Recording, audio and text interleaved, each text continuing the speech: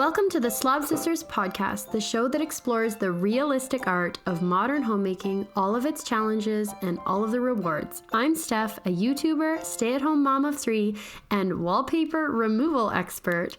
And with me is my co-host and sister, Jill. Hello, everyone. I'm Jill. I am an avid gardener and cat mom of 1. I like that. Yes, you can't forget your third child. No, I can't, especially since she takes a lot of abuse at our house with 2 young kids running around, so she deserves a little recognition sometimes. There we go. Okay, stay-at-home mom of 3. Love it.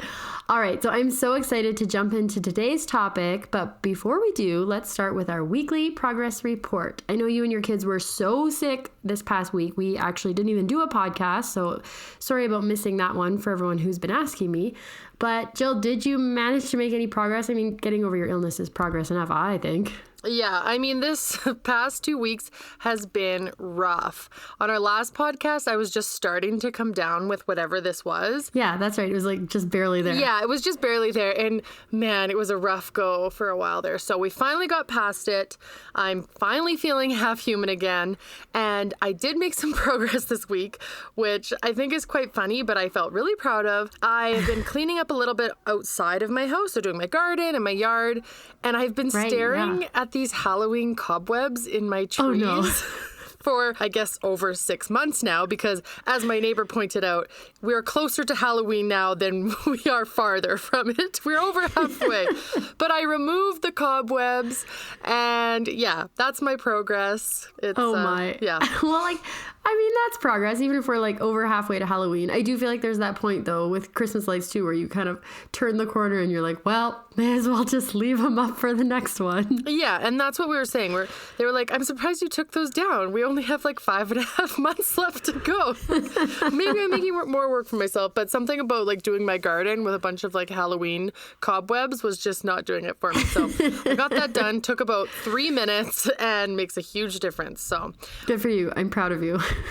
Yeah, I mean, I'm going to take wins wherever I can this week. What about you? Well, I know you have a million things going on with your renos and everything going on, but have you made some progress kind of outside of that? Okay, so I guess this is kind of a reno progress. Yeah, my whole life is just prepping for this reno right now. It's basically all consuming, but outside of the reno, I was also sick last week, so it was a good week to take the podcast off, so I'm feeling better. But also, we got away for a couple's night. We went to a city nearby and rented a hotel room and went out for dinner, and we played pool and we played Buck Hunter, the video game, and just had a great time. And then we bought stuff for our house renovation.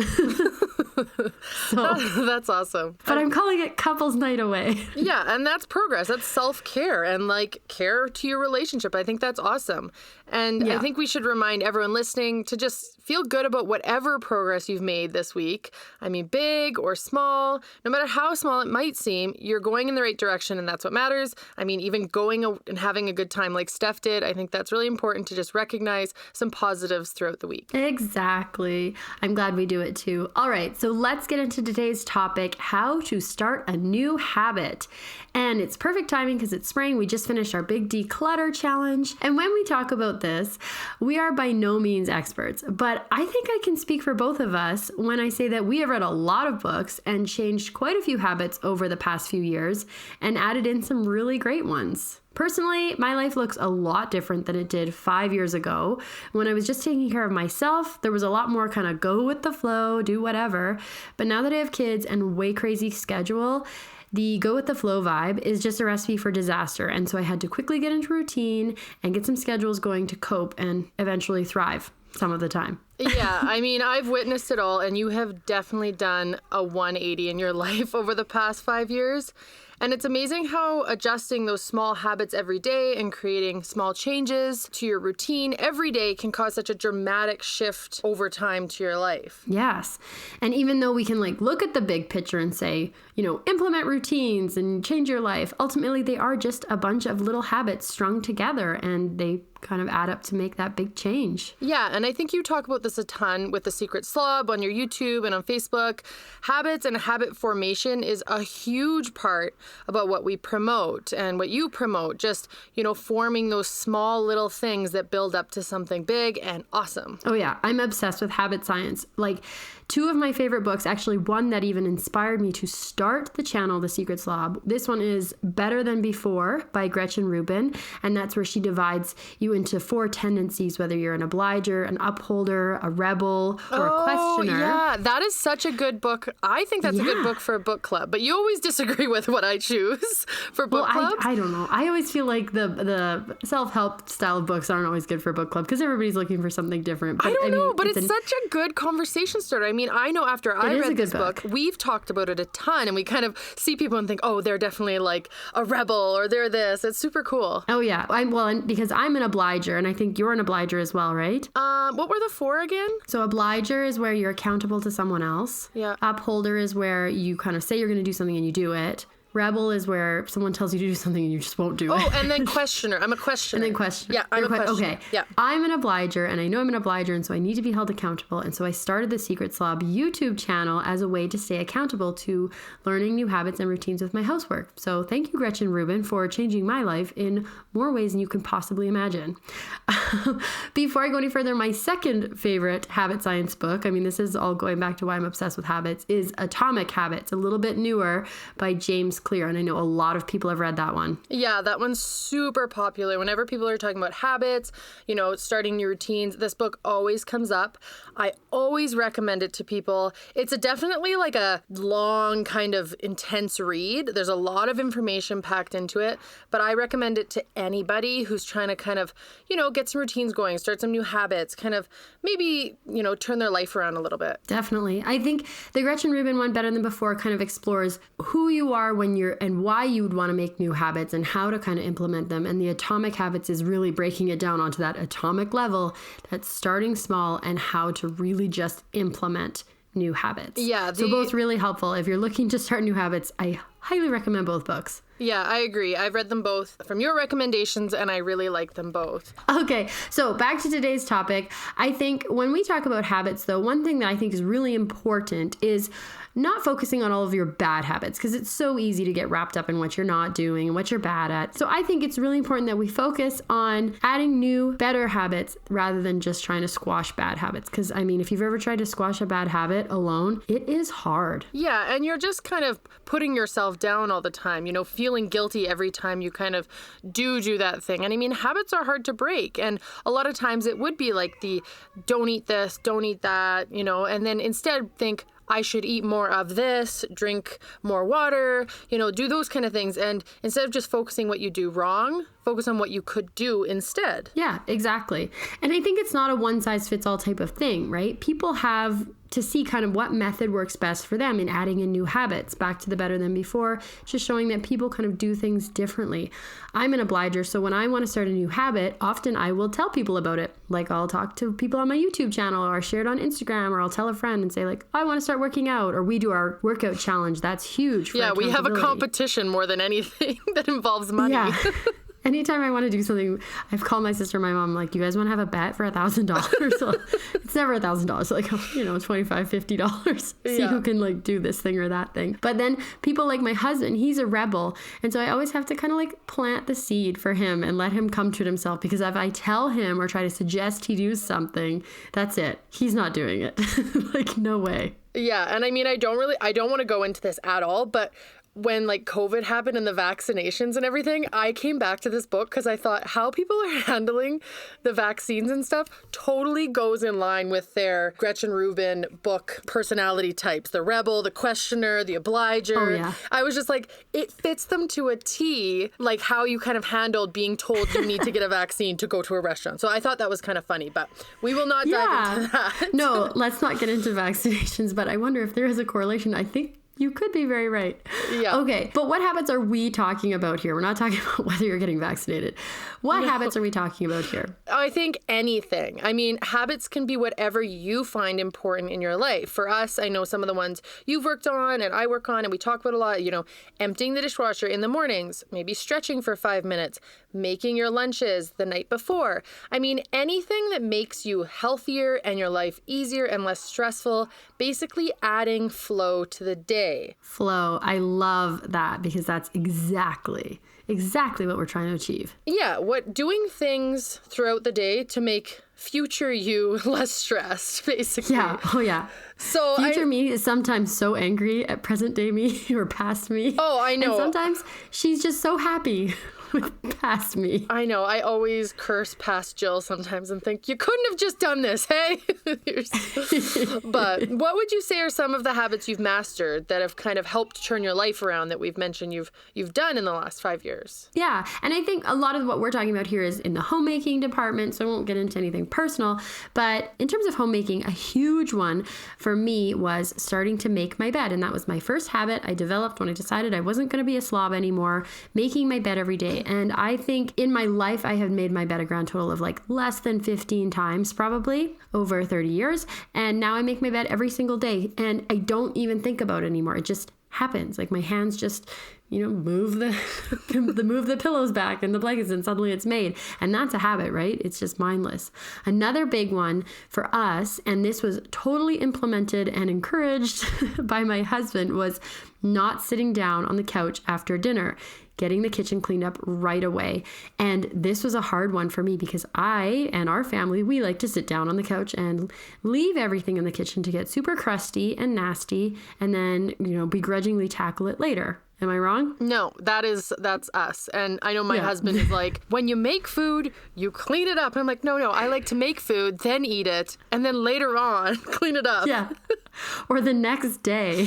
Yeah. And it's like really gross and really piled up, or you have no dishes left. Anyways, cleaning up right after dinner has been just like almost like discovering a miracle. I'm like, oh, wow, this works really well. Not only is everything easier to clean because it's not all crusted on, but it's just done. And it's just done. You don't sit down and then have to pull yourself off the couch. You've already done it. Yeah, that's definitely one of those ones where when you wake up in the morning, you are thanking past Steph. And you are like loving past Steph for that. And I still, sometimes I'll like, on a really tired day, I'll start like inching towards the couch. And my husband will be like, we need to clean up. And I'm like, right, coming back over. So what you're saying, but he does always comment about us all sitting down. He doesn't anymore, but he's always like, what is with your family? Everybody eats and then you all go sit on the couch. And he's like always doing the dishes at our mom's house, and mom's like, he's so helpful. And I'm like, little do you know, it just makes him crazy that we're all just like laying around. Well, it's digestion time. But what I'm getting from this is you don't automatically do the dishes, kind of like the bed making. I mean, that would be the dream world where you've just kind of like automatically gone through the dishes and then you're like, oh, look what I've just done here. I didn't even realize what I was doing. I think I do. Like now I do. I don't even think about sitting down. It happened. Well, when we're at mom's house, I feel like I know. Well, when you guys are around, I revert completely back to like my old ways. But when you're not around, I know when you guys come, my house is a disaster. I like barely shower. I turn into this mess, and you're the same, and we like nap all the time. We just like turn back into teenagers. But when you're not here, this place is in ship shape. Okay. Yep. I'll have to take your word for it. You'll never see it. Anyways, and I would say my third thing, and probably one of the things I'm most proud of, is getting dressed and looking halfway presentable every day, because there was a period of time there where it was getting really, really bad with not caring so much about my appearance, and just doing that for myself has really changed a lot in terms of my confidence and how I feel about myself. So that's a big one for me. And it just, like, I would never go downtown now without brushing my hair and putting on like the smallest amount of makeup. I'm not saying you have to wear makeup, but that's just who I am now. So it feels really good to feel like I take some pride in my appearance. Yeah, I think that's awesome. And I mean, I think for a lot of people, maybe new moms or just going through a time in your life, we've all kind of had those times where we head to the grocery store with our pajamas on, maybe no bra, and just think, I've really let myself go here. I mean, I know I went through... No bra. Yeah. I mean, it happens. You just kind of don't get yourself together. And I mean, I went through a very large headband stage.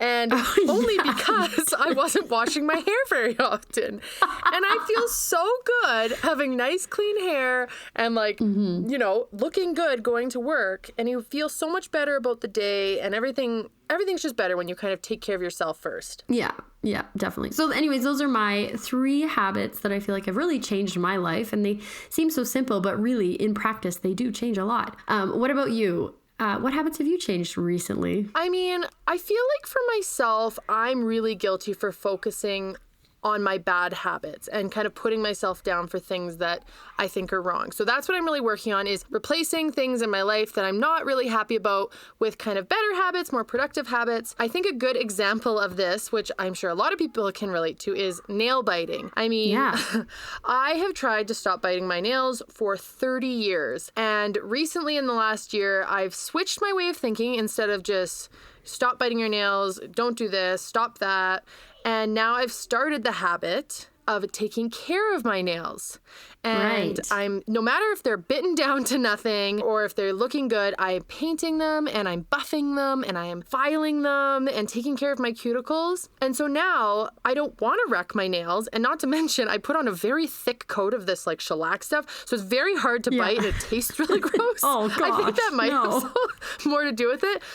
But I'm growing my nails out. I'm not biting them. So in one way, I'm replacing a not so ideal habit with a new and much better one. I'm always excited to kind of get my nails, kind of do them myself. I'm trying to do them myself instead of going out and getting them done, because that can kind of add up. But I don't know. That's kind of an example. Does that kind of fit in with this whole thing? No, yeah, definitely. I think that's amazing. I mean, not only are you not biting your nails, you're not being hard on yourself, and you have pretty nails. You know what's funny is my second daughter, she's 4, she bites her nails. She's bit her nails. I don't think I've ever clipped that girl's nails. She bites them. I'm just like, how does this is just something you're born with? So don't feel bad. It's not anything you've done wrong. It's apparently just genetic. Yeah, well, our dad bit his nails, so maybe I got it from that. Maybe she got it from me. Who knows? You see someone doing it, and I don't know but why. neither of us bite our nails. Like, me and my husband don't bite our nails, so I don't know where she picked it up. Maybe she saw you doing it. Perhaps.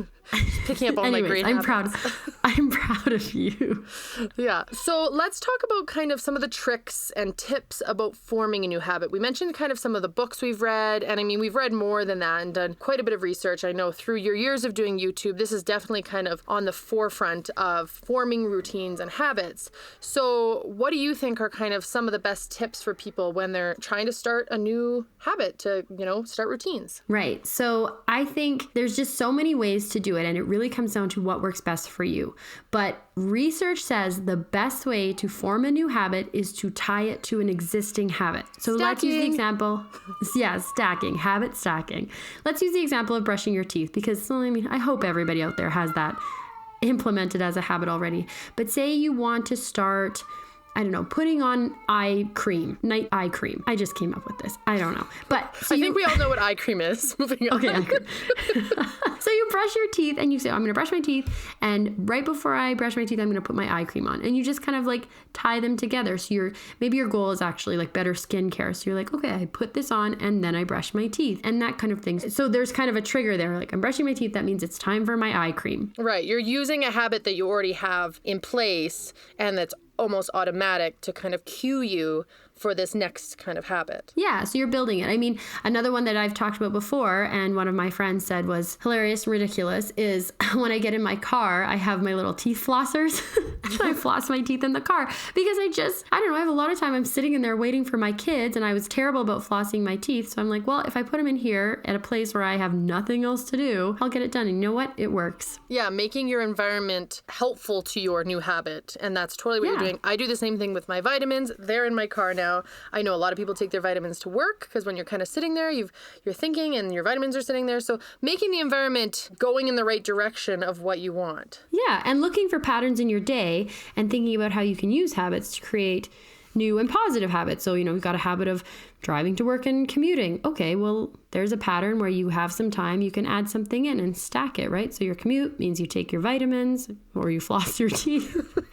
But or do your makeup, really, maybe you're putting on deodorant. No. I've seen people doing their makeup in the car. Let's just do everything we don't like in the car and then we'll be set.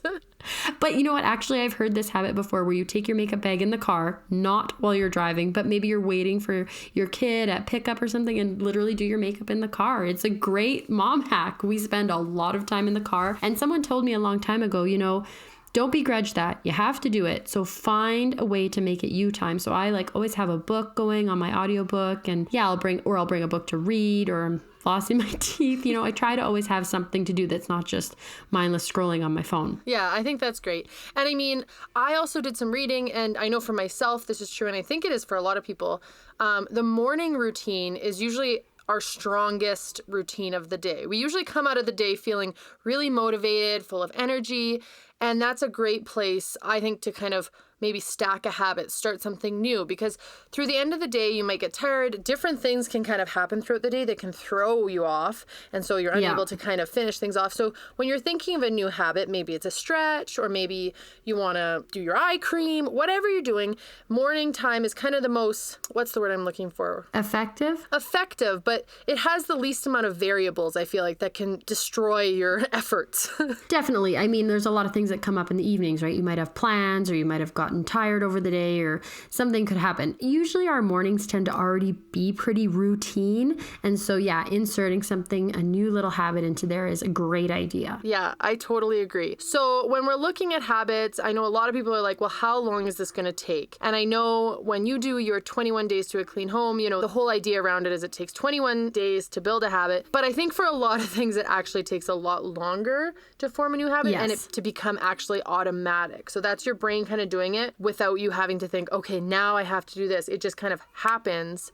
And before you know it, you're kind of going through with this habit. Yeah, and I think it depends on what you think of as a habit. Like, is a habit something you think about, or is it something that's automatic? For me, it's something that's become automatic and almost effortless, right? And that's what we're talking about when we talk about our housekeeping being effortless. It's because you're just doing it. You can think about other things. You're not having to encourage yourself to do it or motivate yourself. It's just part of your day, right? I don't have to work myself up to brushing my teeth at night. I just do it. It's just part of our day. I always do 21 days, but it's just kind of because it's that urban myth, like 21 days for a new habit. And also because I couldn't do, a 365-day habit series.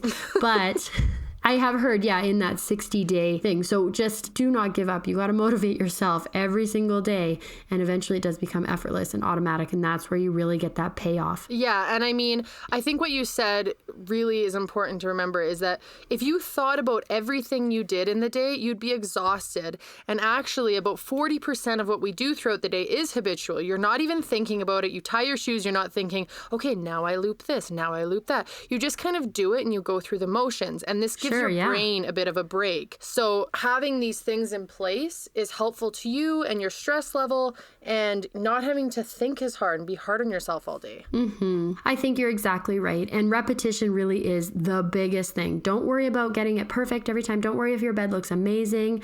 Every day, just get it made, get it done. Eventually it will just happen. We're not all brushing our teeth perfectly every day. Hopefully you're doing a pretty good job. But sometimes it's, 30 seconds and you're done. And sometimes you do a really, really good, thorough job. Yeah, it just has to get not done. Perfection, even progress, not perfection. Exactly. Okay, so let's wrap it up. What are some things to remember when starting a new routine or habit? Because it can be so discouraging. I mean, you're so encouraged and motivated day one, minute one, or before you start. But we've all had it happen where you jump in the deep end, try to start doing 50 new habits at once, and then fail and totally degrade your confidence and feel like, oh, great, I'm a failure. I can't do this. So what are some things to remember? Yeah, I think we're both guilty of that. Just getting really excited to kind of, have a new start. Maybe it's January 1st or September 1st, kind of those new starts of the year. But it's really important to start simple. And that's what you kind of start with. That Fly Lady routine's all about, baby steps, not jumping in with 2 feet, because you will get overwhelmed, you'll get exhausted, and then it'll just kind of fall apart. Yeah, and I think it's harder to start over and over and over again. So if you start slow the first time, then it'll go a lot easier and a lot better. Starting with daily routines, just choosing 1 or 2 things that will make the biggest difference, right? So for me, making the bed was an easy thing for me to start with, but it makes a huge difference. Same with getting dressed. Just get dressed. Brush your hair. You're making yourself sound like a nudist. Getting dressed. It's a new routine of mine. What? I said you're making it sound like you're a nudist by saying. Oh, yeah. No, I'm sorry. Get out of your scrubby pajamas and get dressed. But really, it's just pick those things that are going to make a huge difference. And you know what they are. Don't start with something that's really not going to change anything, because making those big changes is what's going to motivate you to make more. Yeah, I agree. Even when it comes to fitness and stuff, instead of jumping into a 2-hour workout routine, doing it every day, maybe start with a half-an-hour walk a few times a week, and then moving up from there. Yeah, exactly. And like we mentioned earlier, find a buddy, get an accountability partner, especially if you're an obliger like me. This will make all the difference. So even if it just means jumping into a Facebook group, like our Facebook accountability and motivation group, but just any kind of thing where you're sharing your progress. You can get motivation from other people. If you are kind of an obliger and kind of get that accountability from outside sources, this is a big one for you. Yeah, I mean, we're there. I think we're each other's accountability partner for a lot of things in life. So, I mean, finding anyone either on a Facebook group or, you know, a friend or a family member, I think is awesome. Yeah, and make sure they're not judgmental. Like, there's a reason you're my accountability partner, because you're not judgmental of my like crazy goals, but also my huge failures, right? You need someone who's not going to sit there and be like, weren't you supposed to be doing this? They need to be, you know, really encouraging and motivating you. Okay, going with that though, I think last week I did get a rather discouraging text message from you after I failed on my phone time. All I got was, I am very disappointed, period. On your cell phone time? Because I had reverted back to my excessive cell phone use. I was just disappointed because we were going to go on a spa day if we all did it, and now we can't. I know. You let me down. I did. Anyways, thanks for being encouraging. Anyways, one of the things I thought to remember really that's most important is expect to be imperfect. And I think this is huge. I mean, really, we should do a whole episode on this because when you're starting a new habit and you expect to do it every single day and then you don't one day, you get down on yourself. You feel like, well, what's the use? I've failed now, but you haven't. And you have to just kind of keep going and have the expectation that it's not going to be 100%. And then you won't feel so bad when you can't follow through maybe one day. You could even set a goal of being 75%. Yeah. And that would be better than 0% when you go for 100 and fail and then say, well, forget this, I'm not doing it anymore, right? Yeah, absolutely. I think another big one is write down new habits. So checklists, printables. I'm a huge checklist person. I love getting my little check mark. It's like another form of outward accountability. Or if you don't feel like you want to share with a friend, it's a way for you to just look. It's the same as writing down goals and really seeing tangible ideas about what you want to accomplish. Yeah, we love doing that. And Steph has some printables. They're free on her website at thesecretslob.com. So there's awesome printables for daily routines and habits and stuff like that if you're interested in something like that. Yeah, definitely check them out. Most of all, really choose habits that you're doing for you, things that are making a difference in your life. Don't do things because someone else wants you to, or someone else thinks you should, or social media says you should. Do things for yourself that are going to make a huge difference in your life and make you happier. Yeah, absolutely. Think about what's important, and it doesn't matter if someone else doesn't think what you're doing matters. It matters to you, and that's what's most important. Believe in yourself, keep going, be consistent, and please start small. It's going to make the biggest difference. Absolutely. All right, Steph. So let's wrap up. I think we should both kind of talk about maybe one habit we're working on or want to maybe start to implement. I mean, there's always kind of something that we can think about. So have you kind of thought about a habit or a little addition to your routine that you want to start? Okay. So a habit that I've had in the past that I've really let go of is I'm still working on this, is I want to establish a regular workout. I will do a week and then nothing for 2 months. So I really want to get back into the habit of working out in the morning. It makes my whole day so much happier, so much better. And it just makes a huge difference. I do think it contributed to a lot of my winter blues and I just could not get myself going. So that's a habit I want to restart. Yeah. And if you like working out in the morning, maybe to stack it is simple as I wake up, I put my gym clothes on and I work out. I mean, waking up is a very big habit that you can just stack things on. Yeah. Right now I'm stacking waking up with laying in bed for 45 minutes and waiting for my children to come snuggle me. Habit stacking. Great. Yeah. What about you? So one thing I want to really work on, which I did tonight, and it was, I mean, my neighbors saw me out there and they said, did all of that come out of your vehicle? Because oh no, I drive around with luggage for a year. I have much junk in my car, and it's gross stuff too, because we don't need to get into this because I know you would make fun of me, but I take cereal in the car. My kids eat plates of pasta in the car. I'm really bad for eating strange things in the car. And then my husband calls it the Woodmark Special. You know this, right? Yes. So the Woodmark is our maiden name. He calls it the Woodmark Special whenever you go into the car with a coffee mug of coffee, not a to-go mug, a ceramic unsealed mug, food or and drinks. bowl of porridge.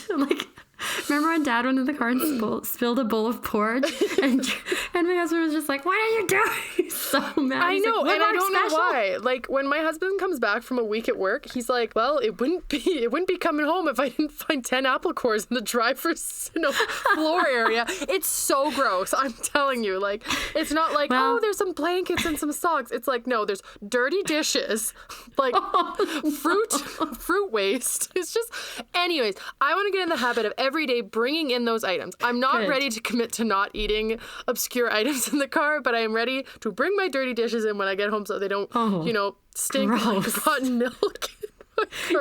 You just need to get a mouse in your car like I did. You should see my car. It's spotless and no one's allowed to eat anything. Yeah, that would probably scare me away from that. My kids are allowed to drink their water bottles and I'm like, no snacks. Oh gosh, great. You're one of those moms. Well, there was a mouse in my car, okay? I'm scarred for life. That's fair.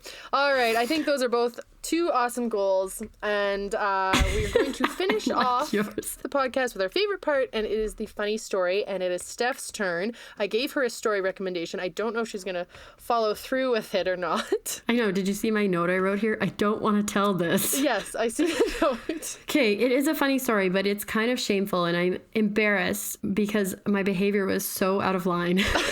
But anyways, I'll tell it because whatever. But I feel like we all have these moments when, like, I don't think you were trying to be mean. It was just kind of unfortunate. It was, yes. Okay, inadvertent moment. Please go into this with an open mind that I'm not a terrible person.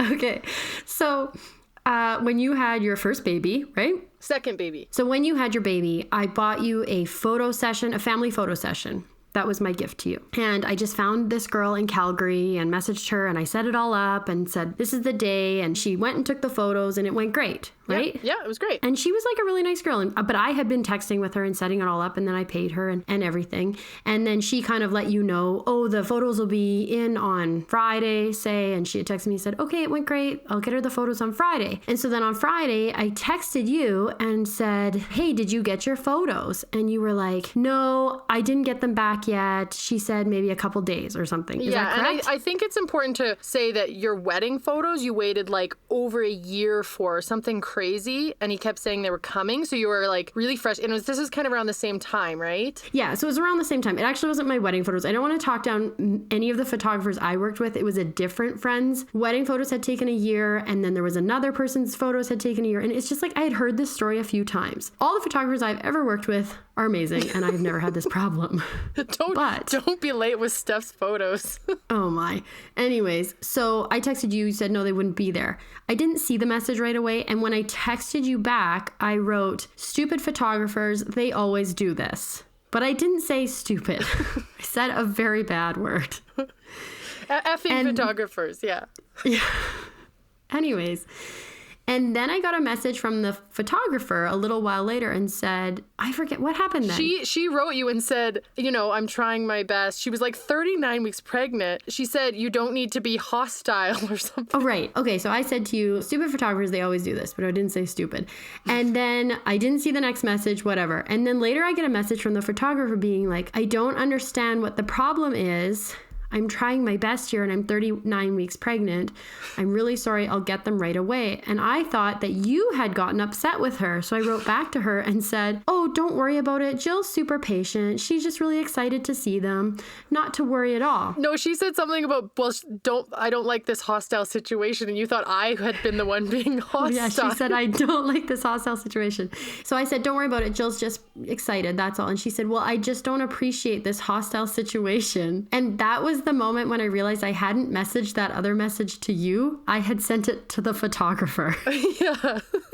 And I just died inside. I was like, oh no, what have I done? And of course she's like, who is this woman? She's so rude. I never intended for her to see that. I didn't even know this girl. Like, I'm sure she was fine. And she was 39 weeks pregnant. I just loved it because when she was like, I'm really sorry. And you're like, no, it's fine. She's just excited. But the message before that you like missed was like, effing photographers, they always do this. And she's like, okay. Yeah. And then I was like being all nice because like to her, of course I was nice. But I thought, I don't know. I had just heard a bunch of horror stories. I thought it was Anyways, so funny. I phoned her right away. Like I phone called her and I was like, I am so sorry. Like, This is not appropriate. It's not okay. I thought I was messaging my sister. I would never say that to you. And it's not even okay. I said it to Jill. I just like groveled. And then I think I sent her a tip. Like I was so she was quite upset with awkward myself. about it, I think. Yeah, it was uncomfortable. No, she was good about it. She was like, no, I get it. I hear that happens. I said, it's fine. It's not you. This isn't about you. I'm just full of regret. I feel awful. I'm a monster. I'm never texting anyone again. Like I'm swearing off my cell phone, which I didn't do. But I will tell you this. I am very, very careful if I am ever doing hostile texting, which isn't often, to check the recipient name before I send. Yeah, you don't often throw F-bombs out, so it's quite funny that one that you did do went to the wrong person that you were talking about. Oh, anyways, I don't even find that funny, so I'm still ashamed of myself, and it was like 7 years ago. Oh, I thought it was funny just because, such a misunderstanding. And I was in total oblivion while you're thinking I've been giving this woman a hard time over my photos. Yeah, I know. I'm like, oh no, everything's fine. She's like, I just don't understand why you're being so hostile. So good. Funny live stuff. And learn. Okay. Yeah, it happened. All right, I can't believe you made me share that. I thought it was good. We've laughed about it many times, so. There's a habit to stack. Check your text recipient.